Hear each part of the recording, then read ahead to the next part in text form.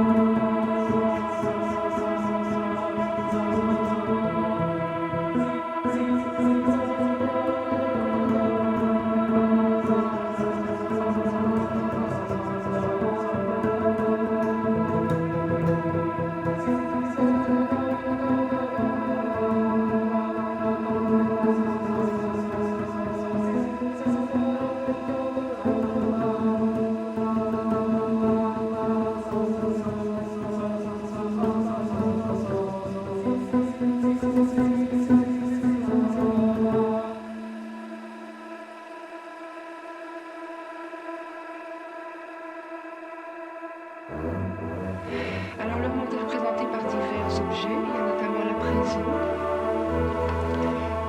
l'église, il y a aussi une école, un hôpital.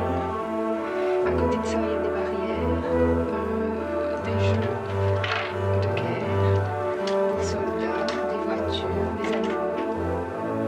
Alors cela permet à l'enfant de mettre en scène des situations qu'il vit ou qu'il projette. Par exemple, il peut en vouloir très fort à sa maman et au lieu de mettre en scène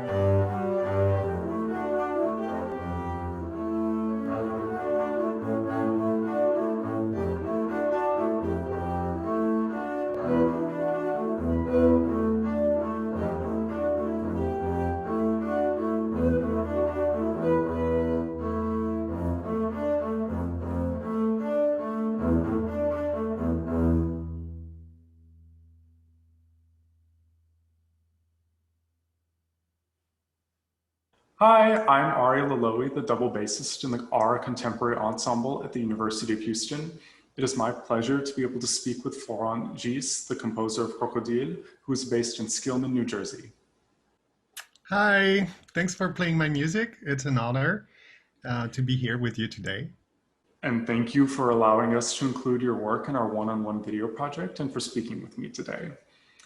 So I have some questions about your piece. First, since the piece features audio from the documentary La Fabrique de l'Homme Occidental, which came first? Did you decide to compose the music around the chosen text, or did you incorporate the text to music you already wished to write? So yeah, it was at the same time. I was writing this piece for a friend of mine, Eleanor Penheim, who's a great double bass player, who actually released that piece a few years later on a wonderful album.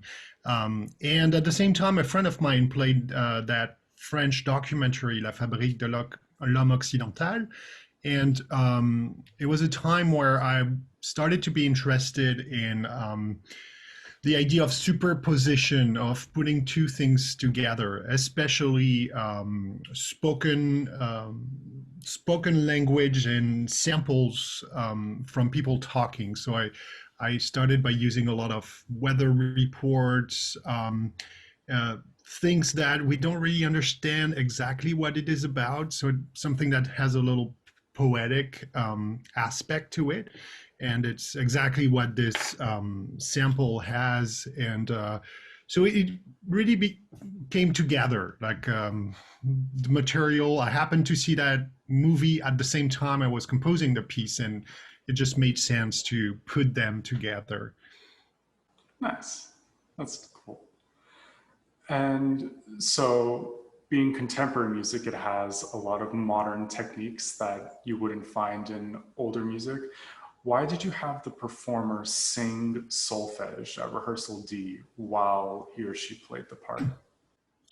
So yeah, it's kind of the same idea. I was at the same time I was fascinated with solfege as a sort of like mysterious language.